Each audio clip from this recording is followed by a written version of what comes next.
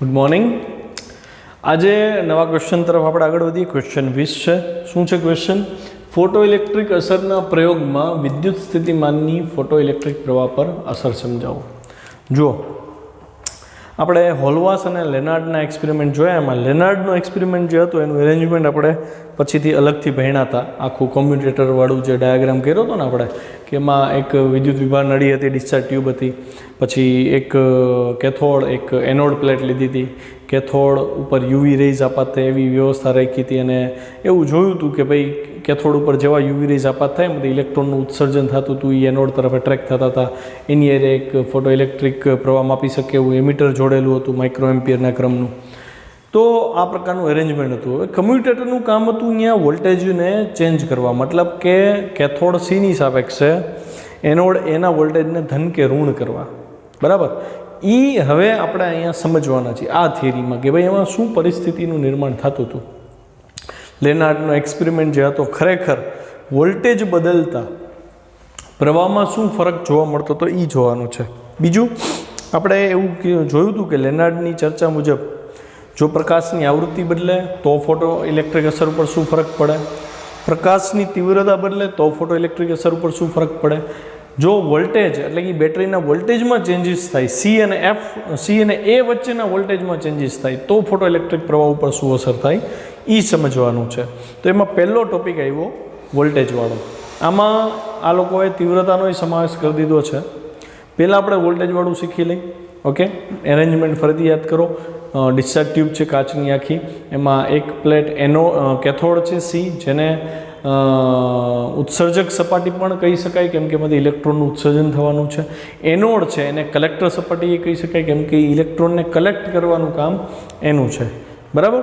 તો પહેલો મુદ્દો જુઓ, ફોટો ઇલેક્ટ્રિક અસર સમજવાના પ્રયોગમાં ઉત્સર્જક એટલે કે કેથોડની સાપેક્ષ કલેક્ટર એને એટલે કે એનોડને પહેલાં ધન સ્થિતિમાં રાખ્યું હતું। યાદ આવે? મેં કીધું તું ધન રાખીએ ને એટલે ઓલા કલેક્ટરમાંથી નીકળતા ઇલેક્ટ્રોન છે ને એ એનોડ તરફ એટ્રેક્ટ થાય, એનોડમાં દાખલ થઈને એમ્પિયર માપે, એમીટરમાંથી પસાર થાય એટલે માઇક્રો એમ્પિયર માપી શકાય, પ્રવાહનું મૂલ્ય ખબર પડે। પછી કહે છે કે જો એનું ધન સ્થિતિમાન વધારતા જાઓ, મતલબ એનોડ ઉપરના ધન વોલ્ટેજ વધતા જાય તો શું થશે? તો કે અહીંયા જે કેથોડવાળી પ્લેટ હતી, જે ઉત્સર્જક સપાટીવાળી પ્લેટ હતી, એમાંથી નીકળતા ઇલેક્ટ્રોન વધુમાં વધુ સંખ્યામાં સામે પહોંચવા માંડશે। અહીંયા થોડુંક ચર્ચા કરવી જરૂરી થાય છે, તો કહી દઉં કે ઉત્સર્જક સપાટીમાંથી એટલે કે કેથોડમાંથી જે ઇલેક્ટ્રોન નીકળાતા, ધારો કે 100 ઇલેક્ટ્રોન નીકળાતા, તો છોકરાઓ અહીં જરૂરી નથી કે 100 ઇલેક્ટ્રોનની ગતિ ઉર્જા સમાન હોય। એ ડિપેન્ડ કરશે કે ઇલેક્ટ્રોન પરમાણુની કઈ કક્ષામાંથી બહાર નીકળો, એની ઉપર ચોક્કસ આવૃત્તિવાળું વિકિરણ દાખલ થયું તો કોક ઇલેક્ટ્રોન પ્રથમ કક્ષામાંથી છૂટી ગયો હોય, કોક ચોથી કક્ષામાંથી છૂટી ગયો હોય, એ ડિપેન્ડ કરશે। મતલબ કે જે ઇલેક્ટ્રોન એમાંથી મુક્ત થયા એ ઇલેક્ટ્રોનની ઉર્જા અલગ અલગ હશે। વર્ક ફંક્શન જેટલી ઉર્જા એને મળી, પણ કેટલાક ઇલેક્ટ્રોન એના સિવાય વધારાની ઉર્જા લઈને બહાર નીકળી ગયા, એવું થયું। તો એનો મતલબ બહાર નીકળતા બધા ઇલેક્ટ્રોનની ઉર્જા સરખી હોવી જરૂરી નથી। કેટલાક પ્રચંડ ગતિ ઉર્જાવાળા હશે, ક્યારેક સાવ સ્લો હશે અમુક ઇલેક્ટ્રોન। તો હું એવું કહી શકું કે 100 ઇલેક્ટ્રોનમાંથી ધારો કે તમે અહીંયા ધન વોલ્ટેજ રાખ્યા, ત્યારે માની લો કે શરૂઆતમાં એવા ધન વોલ્ટેજ છે કે 20 ઇલેક્ટ્રોન તો સામે પહોંચી જ ગયા એની પોતાની ગતિ ઉર્જાને લીધે, પ્લસ થોડુંક એટ્રેક્શને કામ કર્યું। બાકીના 80 ઇલેક્ટ્રોન એવા હતા કે અહીંયા એટ્રેક્શન હોવા છતાંય એની પોતાની પાસે જેટલી ગતિ ઉર્જા નથી કે એ સામે પહોંચી શક્યા। એટલે કે હવે જે અહીંયા 20 ઇલેક્ટ્રોન પહોંચ્યા એ જ પ્રવાહ નોંધશે। માની લો કે આના વોલ્ટેજ આપણે વધાર્યા એના, તો કે હવે 20 ઇલેક્ટ્રોનને બદલે એવું બને, ધારો કે 40 ઇલેક્ટ્રોન સામે પહોંચી ગયા, 40 ઇલેક્ટ્રોન સામે દાખલ થયા તો ફોટો ઇલેક્ટ્રિક પ્રવાહનું મૂલ્ય વધ્યું। એટલે ક્લિયર થયું ને કે આના વોલ્ટેજ ધન તરફ વધતા જાય એમ ઝાઝા ઇલેક્ટ્રોન સામે પહોંચશે। તો વધારતા એક વોલ્ટેજ એવા આવશે કે 100 ઇલેક્ટ્રોન સામે છેડે પહોંચી ગયા, મતલબ પ્રવાહ કેવો થઈ ગયો? મેક્સિમમ થઈ ગયો। હવે તો કે હજી આના વોલ્ટેજ તો આપણે વધારવા જ છે, જોવું જ છે કે આ 100 ઇલેક્ટ્રોન પહોંચી જાય પછી શું પ્રવાહ વધે છે કે નહીં। અહીંયા હતા જ 100 ઇલેક્ટ્રોન, તમે એના વોલ્ટેજ વધારી દીધા, ચોક્કસ મૂલ્યે પહોંચ્યા, એવું મૂલ્ય આવ્યું ધન વોલ્ટેજનું એનોડનું એટલે કે કલેક્ટરનું કે 100 ઇલેક્ટ્રોન પહોંચી ગયા। હજી જો વોલ્ટેજ વધારશો તો એ નવા ઇલેક્ટ્રોન તો છે નહીં, 101મો ઇલેક્ટ્રોન તો સામે પહોંચવાનું નથી। એનો મતલબ એવો થયો કે ચોક્કસ મૂલ્ય સુધી તમે એનોડના ધન વિદ્યુત સ્થિતિમાનને વધારતા જશો ત્યાં સુધી ફોટો ઇલેક્ટ્રિક પ્રવાહ વધતો જશે. પછી એક વોલ્ટેજ એવા આવશે કે ફોટો ઇલેક્ટ્રિક પ્રવાહ મહત્તમ થઈ ગયો. પછી જો તમે ધન સ્થિતિમાન વધારશો એનોડનું તો ફોટો ઇલેક્ટ્રિક પ્રવાહ વધતો નથી. મહત્તમ મૂલ્યને ધારણ કરી લીધું પછી અચળ જ રહેશે, વોલ્ટેજ ગમે એટલા વધારો. તો એ જે પ્રવાહ મળ્યો ને એને નામ આપવામાં આવ્યું સંતૃપ્ત ફોટો ઇલેક્ટ્રિક પ્રવાહ. બહુ અગત્યનો મુદ્દો છે. જો કોઈ એક તબક્કે પ્લેટ એ પરના ચોક્કસ ધન સ્થિતિમાન માટે ઉત્સર્જાયેલા બધા જ ઇલેક્ટ્રોન, મેં 100 કીધા હતા ને, એ બધા જ ઇલેક્ટ્રોન કલેક્ટર પ્લેટ એ પર પહોંચી જાય છે અને ફોટો ઇલેક્ટ્રિક પ્રવાહ કેવો થયો તો કે મહત્તમ બન્યો. ક્લિયર? જો કલેક્ટર પરનું પ્રવેગક સ્થિતિમાન, હવે પ્રવેગક સ્થિતિમાન કંઈ નવો શબ્દ આવ્યો પણ છે એ જ. પ્રવેગક સ્થિતિમાન એટલે તો કે કલેક્ટરને આપણે ધન વિદ્યુત ભાર આપતા હતા, ધન વિદ્યુત સ્થિતિમાન આપતા હતા, એના લીધે ઇલેક્ટ્રોનને પોતાની તરફ એટ્રેક્ટ કરતો હતો, એટલે કે ઇલેક્ટ્રોનને પ્રવેગ આપતો હતો, ગતિ કરાવતો હતો, એટલે એ નામ આપ્યું એને પ્રવેગક સ્થિતિમાન. જો કલેક્ટર પરનું એટલે કે એનોડ પરનું પ્રવેગક સ્થિતિમાન હજી વધારીએ, મતલબ ફોટો ઇલેક્ટ્રિક પ્રવાહ મેક્સિમમ થઈ ગયો, હવે તમે સ્થિતિમાન વધારો તો ફોટો ઇલેક્ટ્રિક પ્રવાહ વધતો નથી, અચળ થઈ ગયો. ફોટો ઇલેક્ટ્રિક પ્રવાહના આ મહત્તમ મૂલ્યને સંતૃપ્ત પ્રવાહ કહે છે. હમણાં આનો આલેખી કરાવીશું તમને, એમાંય તમને જોવા મળશે કે ભાઈ સંતૃપ્ત પ્રવાહ ક્યાંથી મળે છે. અચ્છા, હવે આટલું તો આપણે થઈ ગયું. પછી મેં ગઈકાલની થિયરીમાં એવી ચર્ચા કરી હતી કે પ્લેટ એ છે એને કેથોડની સાપેક્ષે ઋણ કરી દેશે આપણે. તો કેથોડની સાપેક્ષે ઋણ કરશે તો ઓલા જે પેલા 20 ઇલેક્ટ્રોન પહોંચી જતા હતા ને ધન સ્થિતિમાનમાં, હવે કયો જોઈએ આને ઋણ કરી દઈએ તો 20 પૂરેપૂરા પહોંચશે નહીં, 20 નહીં પહોંચે. કેમ? તો કે હવે ઇલેક્ટ્રોનને આ ઋણ પ્લેટ આવે તો અપાકર્ષણ થાય. તો એવું બને ને કે એ 20 કુલ 100માંથી 5-10 ઇલેક્ટ્રોન જ એવા નીકળશે કે જેની પાસે એટલી પ્રચંડ ગતિ ઉર્જા હતી કે એ સામે છેડે પહોંચી ગયા. સમજાય છે? કેમ? તો કે એની પાસે પ્રચંડ ગતિ ઉર્જા. બાકીના 90 જે ઇલેક્ટ્રોન છે એની પાસે એટલી ઉર્જા જ નથી કે આના અપાકર્ષણને તોડીને એની પાસે પહોંચી જાય. એટલે શું થયું હતું કે ફોટો ઇલેક્ટ્રિક પ્રવાહનું મૂલ્ય ઘટ્યું. જેવું એનોડને એટલે કે કલેક્ટરને ઋણ વિભવે રાખ્યું એટલે ફોટો ઇલેક્ટ્રિક પ્રવાહના મૂલ્યમાં ઘટાડો થયો. હવે શું કરશે ખબર છે? તો કે આનું ઋણ વિભવ છે ને એને વધારતા જશે. પહેલાં મેં -1 વોલ્ટ કર્યા ને, હવે હું -2 વોલ્ટ કરીશ તો શું થશે? તો કે ઓલા જે 5-10 ઇલેક્ટ્રોન સામે પહોંચતા હતા ને એ 5-10 ઇલેક્ટ્રોનને પાછું વધારે અપાકર્ષી બળ લાગ્યું. એટલે 5-10માંથી હવે એવું બનશે કે 2-4 ઇલેક્ટ્રોન જ એટલા પ્રચંડ ગતિ ઉર્જાવાળા હતા કે એ અહીં પહોંચી જશે, બાકીના 4-5 છે એ પહોંચી શકશે નહીં. મતલબ ફરીથી ફોટો ઇલેક્ટ્રિક પ્રવાહ શું થયો? ઘટ્યો. મતલબ કે એ પ્લેટનું કલેક્ટર પ્લેટનું ઋણ વિભવ ઋણમાં વધારતા જાય, બરાબર છે, ઋણ મૂલ્યનું વધતું જશે તો ફોટો ઇલેક્ટ્રિક પ્રવાહ પણ ઘટતો જાય છે. અચ્છા, હવે માની લો કે હજી હું એ પ્લેટના વોલ્ટેજને 3 લઈ જાઉં, -3 કરી નાખ્યા, તો એવું જોવા મળ્યું કે એક જ ઇલેક્ટ્રોન અહીંયા સુધી પહોંચ્યો, બાકીના 99 ઇલેક્ટ્રોન અહીંયા સુધી પહોંચી શક્યા નથી. મતલબ સાવ સૂક્ષ્મ અમાઉન્ટમાં ઇલેક્ટ્રોન અહીંયા પહોંચ્યો. તો એનો મતલબ એની ગતિ ઉર્જા એટલી તાકાતવાળી હશે ને કે અહીંયા -3 વોલ્ટ મૂક્યા ને એનું જે અપાકર્ષી બળ લાગ્યું એને તોડીને પહોંચી જાય છે. અચ્છા, હવે હું વોલ્ટેજ -3.1 કરું તો એ ઇલેક્ટ્રોન નહીં પહોંચે ને. તો એનો મતલબ અહીંયા કોઈ ઇલેક્ટ્રોન હવે સામે પહોંચતા નથી. કોઈ ઇલેક્ટ્રોન સામે નહીં પહોંચે તો એમીટર જે આપણે જોયું હતું એમાં પ્રવાહનું આવર્તન થાય નહીં થાય. મતલબ ફોટો ઇલેક્ટ્રિક પ્રવાહ શું થઈ ગયો? 0. તો એનો મતલબ એવો થયો કે કલેક્ટર પ્લેટ એનું ઋણ સ્થિતિમાન જેમ જેમ વધતું જશે એમ ફોટો ઇલેક્ટ્રિક કરંટ ઘટતો જશે. જ્યારે ફોટો ઇલેક્ટ્રિક કરંટ 0 થઈ જાય એવા વોલ્ટેજ આપણે એના સેટ કરશી, એ વોલ્ટેજને એનું સ્ટોપિંગ પોટેન્શિયલ કહેવાય. સમજે પડી? ફરીથી હું એના વોલ્ટેજ 3.1 લઈ ગયો તો ત્યારે મેં કીધું હતું ને કોઈ ઇલેક્ટ્રોન અહીંયા પહોંચતો નથી, મતલબ કે ફોટો ઇલેક્ટ્રિક પ્રવાહ 0 થઈ ગયો. તો એનો મતલબ 3.1 એનું સ્ટોપિંગ પોટેન્શિયલ કહેવાય. કેમ? તો કે કોઈ ઇલેક્ટ્રોન અહીંયા પહોંચી જ નથી શકતો. તો આ મુદ્દો બહુ અગત્યનો થાય. આપણને એમ થાય કે આપણે તો પ્રવાહ જોઈએ છે, તો આ લોકો કેમ પ્રવાહ ન મળે એના માટે મહેનત કરે? પણ એ જરૂરી છે. એનાથી ઇલેક્ટ્રોનની કેટલી ગતિ ઉર્જા હતી ને એનો આઈડિયા આવશે. કેવી રીતે એ આપણે આગળ જોશું. પહેલાં મુદ્દો જુઓ. હવે ઉત્સર્જક પ્લેટની સાપેક્ષ કલેક્ટર પ્લેટ પર ઋણ સ્થિતિમાન લગાડી છે અને ધીમે ધીમે તેને વધુ ઋણ બનાવતા જાય છે. તો ઇલેક્ટ્રોન ઉપરનું અપાકર્ષણ વધતું જશે અને વધુ ઉર્જા ધરાવતા ઇલેક્ટ્રોન જ એનોડ એ સુધી પહોંચશે. મેં કીધું ને જેની પ્રચંડ ગતિ ઉર્જા હશે એ જ એનોડ સુધી પહોંચશે. અને ફોટો ઇલેક્ટ્રિક પ્રવાહનું મૂલ્ય ક્રમશઃ ઝડપથી ઘટતું જશે. એટલે કે ફોટો ઇલેક્ટ્રિક પ્રવાહ ઘટતો ગયો. શું કામ ઘટતો ગયો ફોટો ઇલેક્ટ્રિક પ્રવાહ? તો કે એનોડનું ઋણ સ્થિતિમાન તમે વધારતા જાઓ છો, સામે પહોંચવાવાળા ઇલેક્ટ્રોનની સંખ્યા ઘટતી જાય છે, એટલે ફોટો ઇલેક્ટ્રિક પ્રવાહ ઘટતો જાય છે.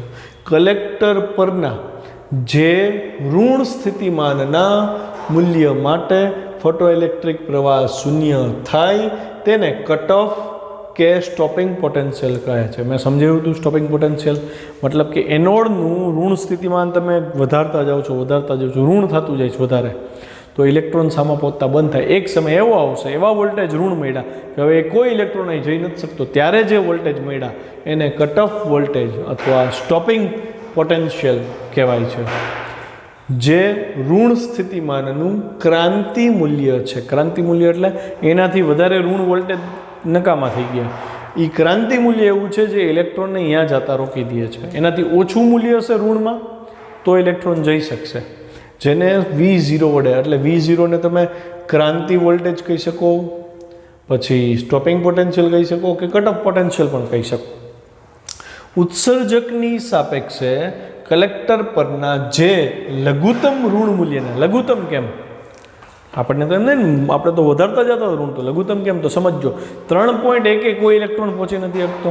ક્લિયર છે? ઋણ 3.1 વોલ્ટેજ. હવે એમ કહું ઋણ 3.2 તો ઓબ્વિયસ છે ને કે ઋણ 3.2 કરો એટલે અપાકર્ષણ બળ વધ્યું એટલે સાવ ઇલેક્ટ્રોન નહીં પહોંચે. એવી રીતે હું -4 કરું, -5 કરું, -7 કરું તો ઋણમાં જેમ જેમ સ્થિતિમાન વધશે એમ કોઈ ઇલેક્ટ્રોન ત્યાં જવા સક્ષમ બનતા નથી. અચ્છા, હવે હું એમ કહું કે ભાઈ કેટલા વોલ્ટેજ છે એવા મળ્યા કે જેમાં ઇલેક્ટ્રોન સામે નથી પહોંચી શકતો? તો કે -3.1 થી માઇનસ અનંત સુધીના બધા વોલ્ટેજ એવા છે કે જેમાં ઇલેક્ટ્રોન સામે પહોંચી શકતો નથી, એટલે કે ફોટો ઇલેક્ટ્રિક પ્રવાહ શૂન્ય મળે છે.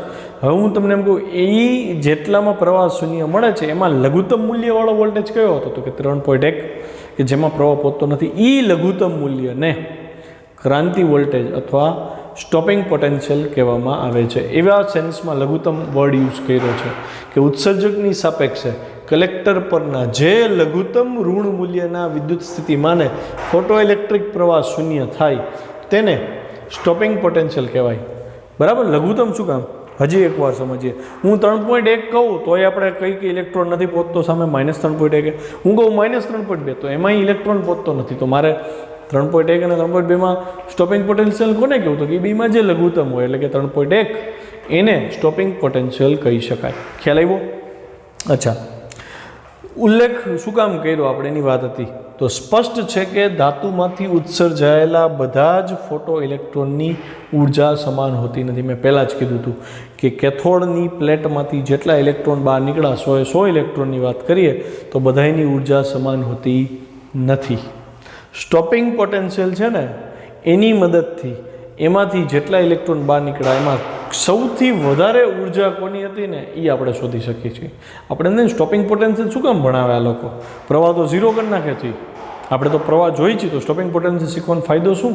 પણ સ્ટોપિંગ પોટેન્શિયલથી કયો ઇલેક્ટ્રોન મેક્સિમમ એનર્જી ધરાવતો તો, કેટલી એનર્જી ધરાવતો તો એ આપણે માપી શકીએ.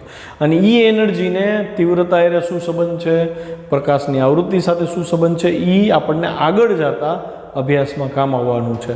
એટલા માટે સ્ટોપિંગ પોટેન્શિયલ ફોટો ઇલેક્ટ્રોનની મહત્તમ ગતિ ઉર્જાનો ખ્યાલ આપે છે. ક્લિયર?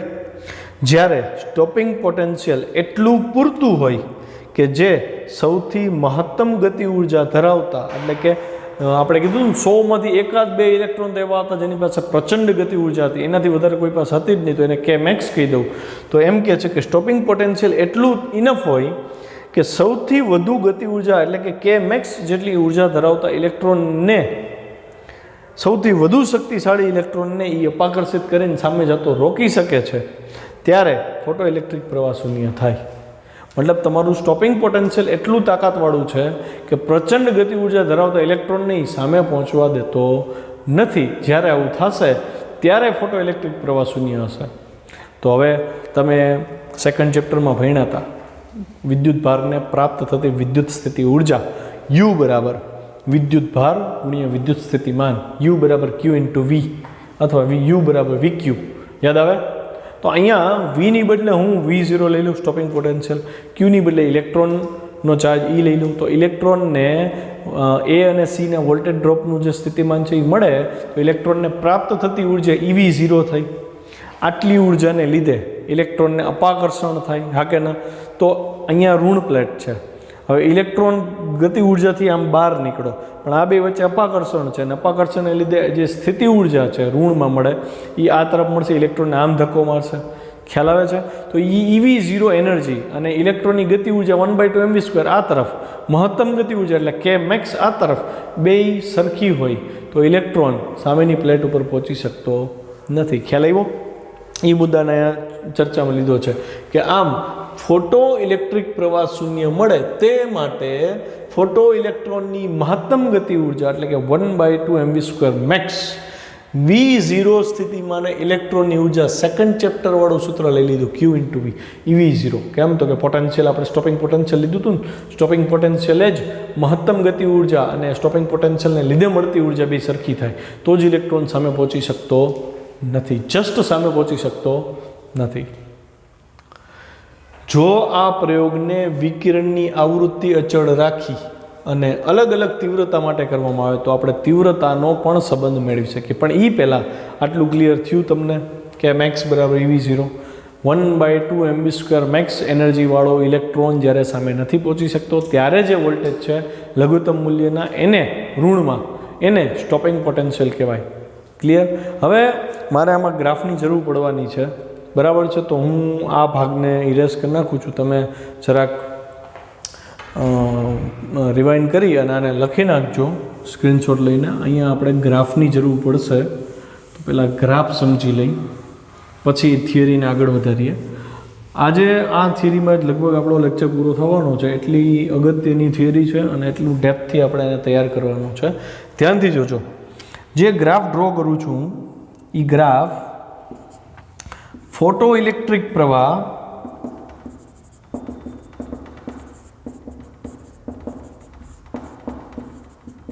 વર્સિસ કલેક્ટરના વિદ્યુત સ્થિતિમાનનો છે.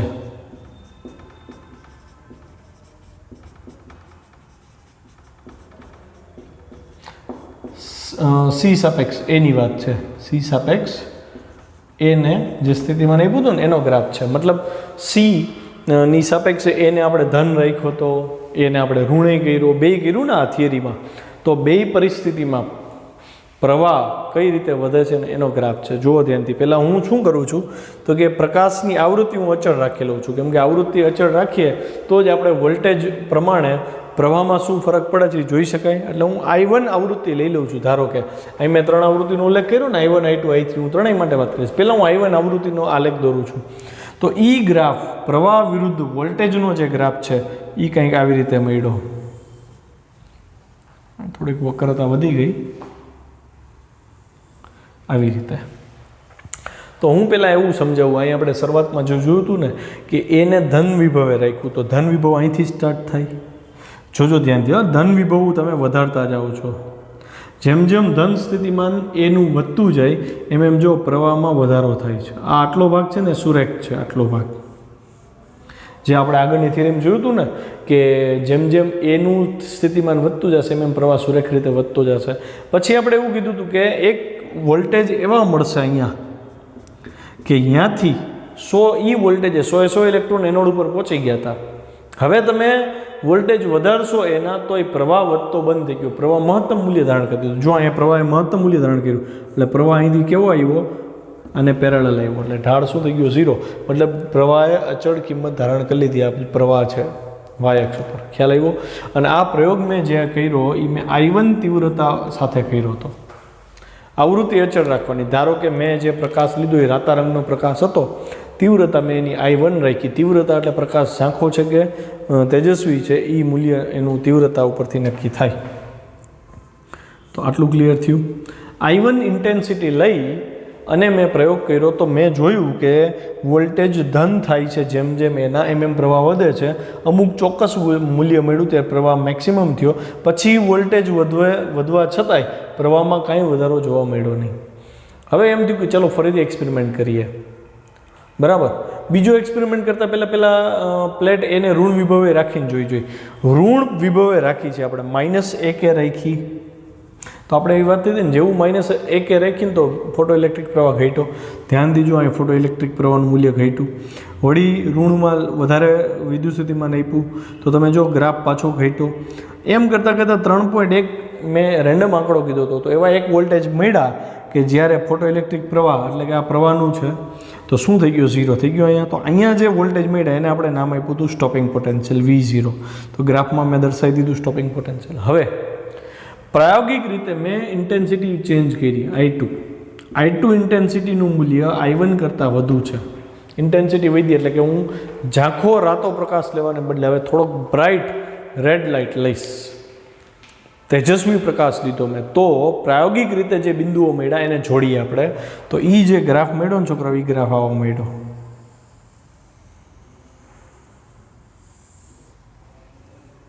આ પેરેલલ થવું જોઈએ. શું સમજવા મળ્યું? તો કે ઇન્ટેન્સિટી વધી તો અહીં તમે જોઈ શકો છો પ્રવાહના મૂલ્યમાં શું થયો, વધારો આવ્યો.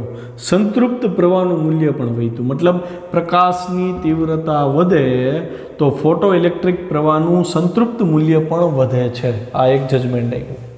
બીજું જજમેન્ટ જુઓ, પ્લેટને એને ઋણમાં કરો છો તો પ્રવાહ આમાંય ઘટે જ છે. હવે ફરીથી તીવ્રતા વધારવાની, તીવ્રતા હું લઉં છું I3, જે I2 કરતા વધારે છે. મતલબ પ્રકાશ રાતો જ રાખ્યો, આવૃત્તિ જ રહી. તીવ્રતા વધારી દીધી તો જે ગ્રાફ મળે, ગ્રાફ આવો રીતે મેળવો.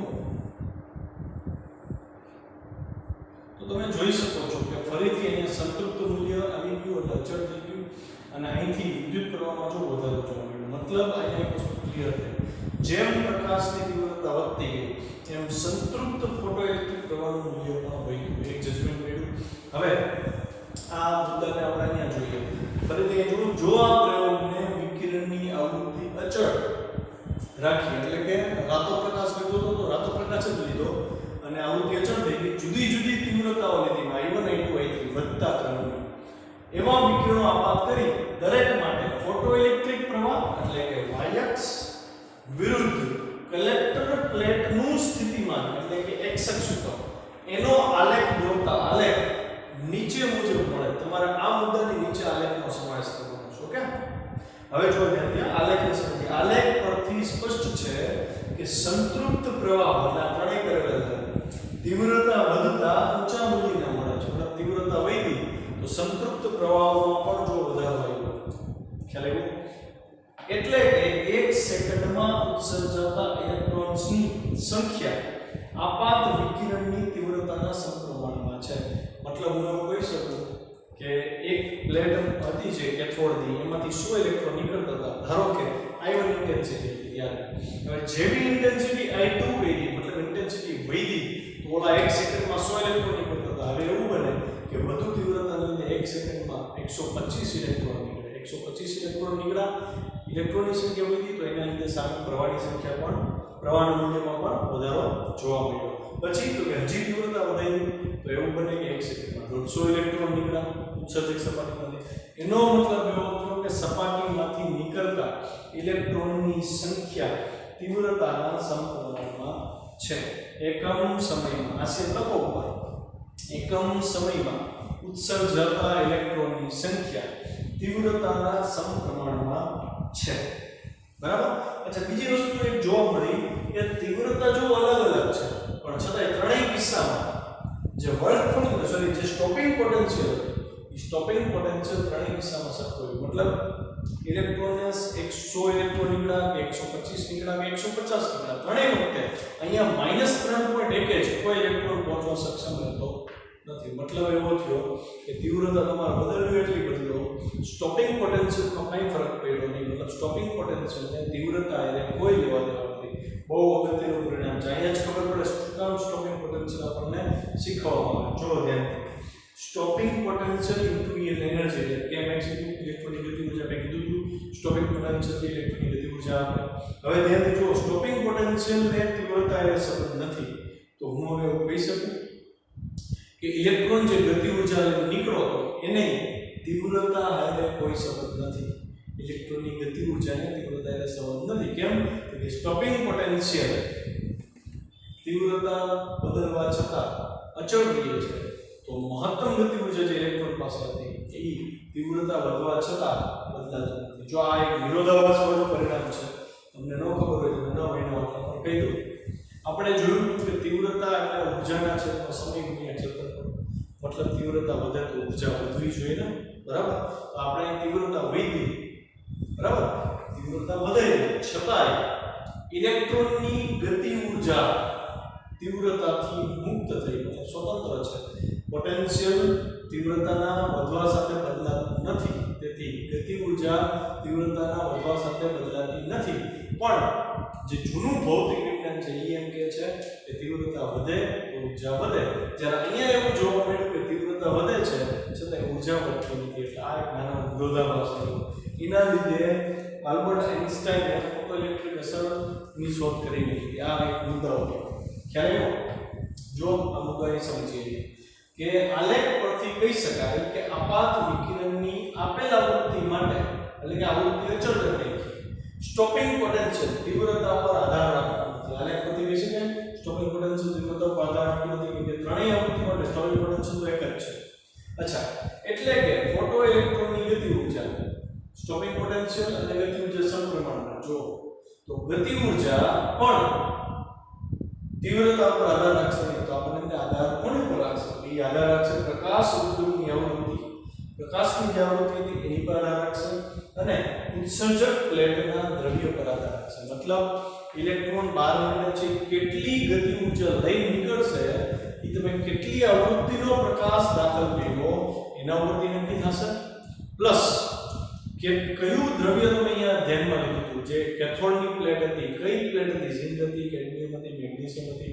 જેમ પ્લેટ બદલતી હતી એમ એમાંથી બહાર નીકળતા ઇલેક્ટ્રોનની ગતિ ઉર્જા બદલતી હતી, કેમ કે પ્લેટ બદલે એમ સ્ટોપિંગ પોટેન્શિયલ બદલતું હતું, તો પ્લેટ બદલે એમ એની ગતિ ઉર્જા પણ બદલે. આમ સ્ટોપિંગ પોટેન્શિયલ જે પંચલાઈન કહી શકાય, સ્ટોપિંગ પોટેન્શિયલને તીવ્રતા સાથે સંબંધ ન હોવાથી ઇલેક્ટ્રોનની મહત્તમ ગતિ ઉર્જાને પણ તીવ્રતા સાથે સંબંધ નથી. ઇલેક્ટ્રોનની મહત્તમ ગતિ ઉર્જાને પ્રકાશ ઉદ્યોગની આવૃત્તિ અને ધ્યાનમાં લીધેલી ધાતુની પ્લેટ પર આધારિત છે. આજે છે ને નવો ક્વેશ્ચન નથી કરવાનો, કેમ કે આ થોડો ડિફિકલ્ટ કહી શકાય એવો ક્વેશ્ચન છે. અને હવેનો જે ક્વેશ્ચન આવશે એ ફ્રીક્વન્સી અને ફોટોઇલેક્ટ્રિક પ્રવાહનો શું સંબંધ છે એનો છે. જો આજેના જે ભણાવી દઈશ ને તો બધું ખીચડી થઈ જશે. તો કાલનો ટોપિક કરતા પહેલા તમારો આ ટોપિક 100% ક્લિયર હોવો જોઈએ. તમને એક એક લાઈન આની ક્લિયર હોવી જોઈએ, તો જ તમે આવતીકાલના ટોપિકમાં કન્ફ્યુઝ નહીં થાવ. બાકી અહીંયા કન્ફ્યુઝન સ્ટાર્ટ થઈ જશે અને બહુ જ